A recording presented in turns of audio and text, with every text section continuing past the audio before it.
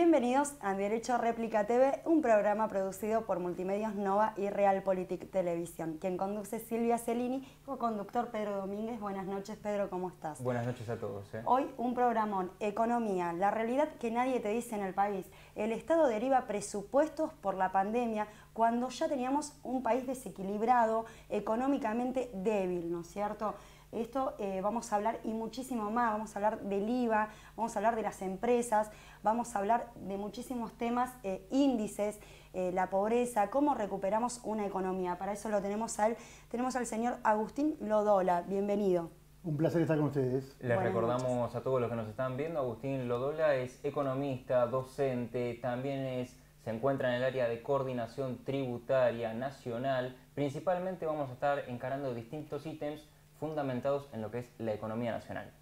Así es, ¿no es cierto? Una extrema deuda nacional y provincial. Al principio de año, el Ejecutivo Provincial mandó una reforma tributaria, apuntando a cobrar más a sectores con mayor poder adquisitivos. La legislatura bonaerense, la cual no tiene mayoría en el oficialismo, la impidió. Ya existió una intención en una reforma tributaria en la provincia. ¿De dónde se van a sacar los fondos en estos momentos? Bueno, gran pregunta. La verdad que hay que hacer primero una introducción, Silvia, porque está muy bien lo que vos decís de que la verdad que nos tocó esta pandemia en un contexto en el cual, muy bien lo relatás, el Estado está muy debilitado. El Estado cerró el año 2019 con un gran desequilibrio fiscal, o sea que le falta recursos. Pero además de eso, tenemos declarado por el propio Fondo Monetario Internacional una deuda no sostenible. O sea, no podemos pagar las deudas que hemos contraído con anterioridad. Entonces la situación realmente es dramática. En el 2020, digamos, entre diciembre y enero, tanto el gobierno nacional como el provincial tomaron un montón de medidas para hacer un cambio rotundo de prioridades, ¿no? Casualmente había que, en primer lugar, transformar esta inconsistencia que había en la economía, porque la gestión anterior lo que hizo fue una reforma tributaria que hizo descender la recaudación impositiva con la esperanza de que eso iba a reactivar la economía, iba a haber más oferta, eso iba a repercutir en el empleo y en la inversión. La verdad que la evidencia empírica de la teoría dice que eso no es así. Y el problema que generó es que al disminuir los impuestos tuvo que cubrir la brecha fiscal con deuda. La deuda creció mucho hasta un punto en el cual los acreedores dijeron no prestas más. O sea, en el 2018 ya Argentina sufrió un abrupto corte del crédito internacional y eso nos obligó a acudir al Fondo Monetario. Que el Fondo Monetario obviamente que es una circunstancia muy triste tener que recurrir, porque como siempre decimos, es como cuando uno le tiene que pedir plata a un familiar. La tasa de interés capaz que no nos cobra, pero es peor, porque nos va a controlar todo, porque no vamos a poder tener soberanía, porque no vamos a poder tener libertad, así que... Sin contar con la opinión también de los bonistas, ¿no? Los bonistas que también participan en lo que es default, lo que es deuda, lo que es FMI, o sea, y más cuando un país está tan débil, como ya he dicho, económicamente. No, claro, los bonistas a principios del 2018 ya dijeron no le presto más a Argentina. Por eso el fondo tuvo que salir a acudir. El problema es que la plata del fondo, junto con la plata de la deuda, en un contexto donde se liberó la compra de dólares, se fue. O sea, los dólares entraron por una ventanilla y se fueron por la otra. Por eso el Estado llega a esta circunstancia muy debilitado y el gobierno entrante, ¿qué es lo que hizo? Tanto el provincial, que vos mencionabas, la reforma impositiva, que costó mucho en la provincia sacar, y a nivel nacional, por suerte se logró un buen consenso para la ley que se llamó de emergencia o de solidaridad. Ahí lo que se hizo fue cortar la tendencia decreciente de los recursos, cobrarle un poco más de impuestos a los sectores más pudientes, porque esa era otra cuestión. Los impuestos se le bajaron a los sectores que más capacidad contributiva tenían. Sí. Las grandes empresas, los grandes patrimonios. Entonces lo que se restableció a fin del 2019 fue los impuestos más progresivos, ¿no? Impuesto a las ganancias de las sociedades e impuesto a los bienes personales. Eso era la circunstancia en enero-febrero.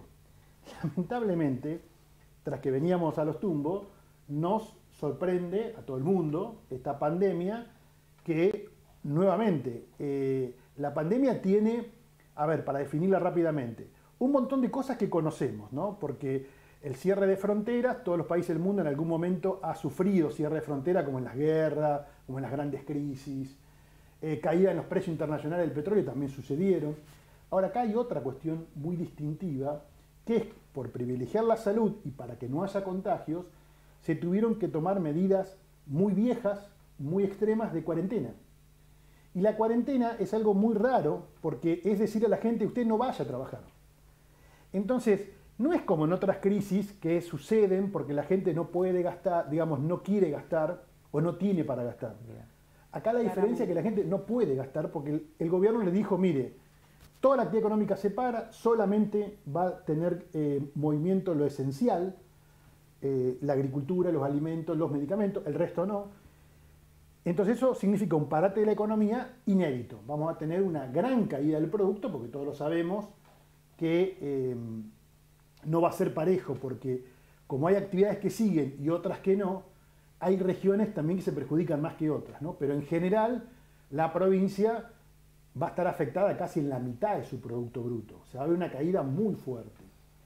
Para lo cual el Estado, tras que venía mal, como lo decíamos, ahora va a tener menos recursos. Ahora, la buena noticia de la pandemia es que tenemos Estado. O sea, por suerte tenemos Estado, que es esta acción colectiva que muchas veces criticamos, Exacto. pero que nos permite darnos aquellas cosas que individualmente no podemos. ¿Viste esa cosa que uno dice, ¿para qué quiero el Estado? Bueno, hay cosas que yo solo me las puedo satisfacer, pero hay cosas que no. Bueno, el Estado que estas obligaciones que nos está imponiendo es para cuidarnos, ¿no? Es para cuidar nuestra salud. Y mientras tanto el Estado ha tomado decisiones que incrementaron mucho el gasto, como primero ayudar a los más vulnerables a través del IFE, del ingreso familiar De emergencia, que es para las personas que dependen de la changa diaria, del trabajo en negro, del trabajo informal, que se cortó, digamos. Esa gente se le dio el IFE y ahora se lo está asistiendo a pagar salario de empresas que no pueden pagarlo. O sea, la mitad del salario de las empresas hoy lo está pagando el Estado. Ahora, Agustín, te interrumpo 2 segunditos No, por porque favor. a lo que estamos hablando hay una verdadera problemática que está surgiendo hoy por hoy en el plano nacional. Es con el ingreso familiar de emergencia se le entrega a un porcentaje, esos 10.000 pesos, se va a volver a entregar ahora pasado el 3 de junio cuando se efectivicen los de marzo, aquellas inscripciones que comenzaron a fines de marzo, siguieron en abril y lo están cobrando todavía en el transcurso de esta semana, con también el tema de pagar sueldos. Ahí es lo que quiero yo preguntarte, ¿no? Se le paga el sueldo a los empleados, las empresas privadas hacen el papeleo, todo a través del sistema online. La problemática es que hay muchas empresas que tienen dinero y lamentablemente no pueden estar, o se hacen los vivos o que no pueden estar dándole la vuelta y le pagan el sueldo con plata del Estado. La gran pregunta sería, ¿cómo se levanta un Estado, como bien estamos diciendo, si estamos dando plata a troche y moche y sabemos que el presupuesto del 2020 ya no existe y se está manejando todo para lo que es acción social? No, sí, bueno, vos tenés razón, Pedro. O sea, siempre en estas políticas hay vivos y hay filtraciones que se llaman. Va a caer en empresas que realmente no lo necesitaban. Pero ante la duda, el Estado actuó rápido y prefiere cometer el error de pagar a empresas que por ahí no lo necesitaban, que dejar que algunas personas no reciban ningún ingreso. Porque lo que se le paga tampoco es el salario completo, es un mínimo que se le paga para que la gente por lo menos pueda tener los bienes más necesarios. Sí. Ahora, la pregunta de ustedes es, ¿cómo vamos a financiar todo esto? Bueno, es una torta muy grande, porque veníamos con un déficit, no es que veníamos con un excedente que estamos usando. Exactamente. Veníamos con un déficit. El Estado tiene 3 maneras de financiarse: impuestos, deuda o emisión monetaria. Impuestos, como dijimos, se hizo esa reforma que algo va a traer de recursos, pero en este contexto los impuestos están cayendo. Deuda, lo que se hizo fue dividirla en dos. La deuda en dólares, en moneda extranjera, con legislación extranjera, se la está negociando. Se va a intentar llegar a un acuerdo para postergar el pago por 1, 2 o 3 años. La deuda en pesos es la que se está renovando. Y la verdad que los acreedores en pesos, que son los argentinos básicamente, los que invierten acá en Argentina, el Estado ahí está logrando renovar casi toda la deuda que tenía en pesos. Así que esa fuente de financiamiento la tenemos. La otra es la emisión monetaria, como lo hacen todos los países del mundo. Ahora, algunos países desarrollados implementan la ayuda estatal en vez de la monetaria para evitar la emisión de la misma, ¿no? ¿El gobierno está planteando alguna propuesta similar en Argentina? El gobierno está haciendo lo que está haciendo todos los países del mundo. O sea, financiar con emisión es lo que está haciendo todos los países del mundo. No hay ningún otro. O sea, los países del mundo están reduciendo algunos impuestos, condonando algunos pagos, postergando impuestos, pero básicamente están emitiendo. Lo que pasa es que no es lo mismo emitir para un país que tiene una condición de solvencia muy fuerte y que no le representa un problema, que para nosotros. Para nosotros emitir va a ser un desafío, pero va a ser un desafío después que esto pase. Como se dice siempre, si estamos vivos, bueno, después será un problema económico. Peor sería que no estemos, ¿no? Que sería haber privilegiado la economía, haber tenido una expansión de fallecidos por todos lados, y eso, ahí ya la preocupación de cómo lo pagamos ya se vuelve irrelevante. Ahora, sí va a tener un gran desafío Argentina, que un poco es lo que está reflejando hoy el dólar blue, ¿no? Que está un poco así como alto. Justamente está reflejando esa incertidumbre de, ¿y estos cómo van a pagar esto? Porque acá tengo la duda. Bueno, hay varios instrumentos, de hecho el Banco Central ya empezó. Se supone que lo que hay que hacer ahora es todo este dinero que se agregó a la economía, va a haber que después sacarlo. Bien. Y se lo saca de algunas maneras, como son, bueno, habrá que emitir títulos para sacar, ¿no? Habrá que cobrar más impuestos los que puedan pagar. Y un poco la gente va a demandar más dinero, porque se supone que cuando esto pase hay como un consumo reprimido también, ¿no? Hay gente que le está quedando ganas todos los días de hacer más cosas de las que hace. Bueno, eso también va a ayudar a rescatar dinero de la economía. Así que creemos que si nos manejamos bien podemos zafar. Lo importante es privilegiar la salud. Me parece que en eso estamos todos de acuerdo y por eso Argentina ha dado muestras muy maduras de esto, ¿no? Te retraigo 2 segunditos a lo que veníamos hablando al inicio de la conversación. Georgieva, el FMI, todo lo que está pasando con todos los países europeos que están dando su apoyo a la Argentina, Alberto Fernández, Axel Kicillof, a Martín Guzmán principalmente, que es el que está dando diálogo con los acreedores, con los bonistas. ¿Qué sucede que no se ha parado todavía, que no hay un acuerdo, sabiendo obviamente que tenemos el apoyo de Europa, el apoyo del FMI, el apoyo de Estados Unidos? ¿Qué es lo que está pasando? O sea, bueno, a gran escala para explicarle al televidente que lee un portal y no entiende ni 5. No, es que la negociación es muy difícil porque acá hay intereses económicos. Por suerte Argentina cuenta con un gran respaldo y creo que la estrategia fue inteligente en lo siguiente. Primero, conseguir que un organismo auditor como el Fondo Monetario ponga el sello de calidad. Bien. Entonces, es el fondo el que dijo que Argentina debe reducir para poder pagar. Ante eso, Argentina presentó una propuesta coherente con eso. Y los acreedores entiendo que están presentando contrapropuestas, pero todos queremos llegar a un acuerdo. Esa es la idea del gobierno y de los acreedores. Lo que pasa es que vos ponete al lado de los acreedores, si vos tenés un papelito que dice 100, querés 100. Si yo te digo, no, en lugar de 100 te voy a dar 40, y bueno, vos decís, no, yo quiero 100. Bueno, y ahí hay una negociación que obviamente vos vas a querer lo más cerca de 100 y yo lo más cerca de 40. En ese terreno no es fácil ponerse de acuerdo porque además hay otra dificultad, que la gente cree que hay un solo acreedor. No. Hay miles de acreedores y hay cientos de títulos, cada uno vence en el 2029, el otro vence en el 2030 y es, aparte los financieros tan sofisticados que cada emisión se hizo con diferentes características, entonces hay que atender ventanilla por ventanilla, no es un solo acreedor, ¿no? Lamentablemente el mundo, y esta es la lección que el ministro Guzmán quiere dar, no hay una convocatoria de acreedores a nivel internacional. ¿Viste cómo tienen las empresas? Exacto. Las empresas cuando tienen problemas, ¿qué hacen? Llaman a sus acreedores. Y se soluciona. Lo que llama la convocatoria de acreedores. A nivel mundial no existe eso. Bueno, se está dando un paso muy importante en tratar de Argentina buscar el respaldo, como vos decís, del mundo. Y fíjate que el respaldo es de las personas que manejan el FMI. Más allá, pero además el cuerpo técnico del FMI elevó un informe diciendo Argentina, para poder cumplir, van a tener que rebajarle porque no puede pagar esto. Bueno, ahí está la negociación, pero creo que hay muchas posibilidades y hay buena voluntad y se está desarrollando todo en buena fe, que se llama. Buena fe significa que todos quieren arreglar, ¿no? Ahora, sabiendo que el IVA es el impuesto con mayor recaudación y más progresivo, ¿hay alguna propuesta también de parte del gobierno hacia esto? Bueno, ¿alguna reforma, algo que se pueda hacer en lo tributario para el país? Sí, en lo tributario hay muchas ideas. El IVA es un impuesto que en la mayoría del mundo funciona bien, por eso está presente, se recauda bien. Pero el IVA no hay que llegar a lo que se hizo en el gobierno anterior, que fue eso de desgravar el IVA a algunos productos, porque eso no tiene ningún sentido. No termina trasladándose a precios, como efectivamente no ocurrió. Y el Estado perdió mucho dinero de gusto, porque bajó recaudación y la gente no tuvo el beneficio del menor precio. El IVA es un impuesto que yo creo que hay que dejarlo tranquilo, pero sí hay que apuntar, Silvia, a los otros impuestos, ¿no? Al impuesto a las ganancias, los impuestos al patrimonio, que son, porque el IVA lo paga mayormente el que menos tiene. Entonces el IVA hay que dejarlo ahí como está. Inclusive algún día habría que bajarlo el IVA, porque es un impuesto, lo que pasa Pero es que es muy ¿ya hay rendidor. alguna propuesta concretada todavía hacia no. esto, a que esto funcione ya en el país? Todavía no hay nada concretado. Todavía no, porque este gobierno lo que tiene como idea es ordenar el tema del endeudamiento, de ahí vamos a saber cuánto tenemos que pagar. Una vez que sabemos cuánto tenemos que pagar, ahí va a venir la reforma tributaria para poder ser coherentes con eso, ¿no? Y va a ir por el lado más de bienes personales, o sea, de lo patrimonial. Eso me parece que es lo más importante para agregarle lo que se llama progresividad, equidad.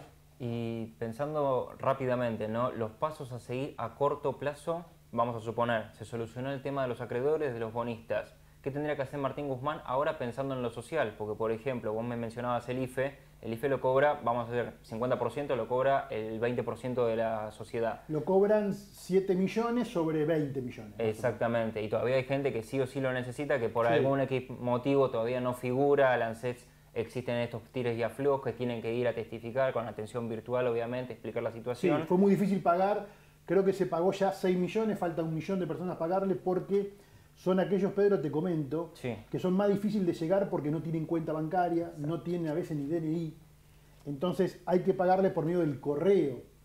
La logística del correo es muy lenta, no es como una transferencia. Porque imagínate, no hablemos de pagar en La Plata, imagínate pagar en Tilcara, donde hay una oficinita de correo que hay que llegar con un transporte, es muy difícil, igualmente se va a llegar. Ahora, en lo social, que vos me preguntás, ya se pensó, o sea, lo social es lo primero que se atendió y se va a continuar atendiendo en la medida que esto prosiga. Bien. ¿No? En la medida que esto prosiga. Una polémica muy vista y muy escuchada sobre la diputada Vallejos propone que el Estado tome parte en las empresas que se las ha ayudado. Esto implica en algunas en específico, también en las pymes y en los comercios ayudados por el ANSES. Sí, yo te voy a dar mi opinión personal, no estoy de acuerdo con esa propuesta. No me parece que sea, digamos, el Estado tiene tan cosas trascendentes que hacer que manejar empresas nunca ha sido su especialidad. La verdad que las empresas es mejor que lo manejen los empresarios y en todo caso que tengamos alguna empresa sí estratégica, como puede ser aerolíneas, porque si aerolíneas fuera privada no llegaría a los lugares que queríamos llegar. YPF, que es estratégica porque es un insumo difundido el petróleo, pero más allá de eso, no me parece que haya que ir por otras empresas que los privados en general la funcionan bien. Sí me parece que después hay que regular las empresas, regularlas, pero no tomar la propiedad.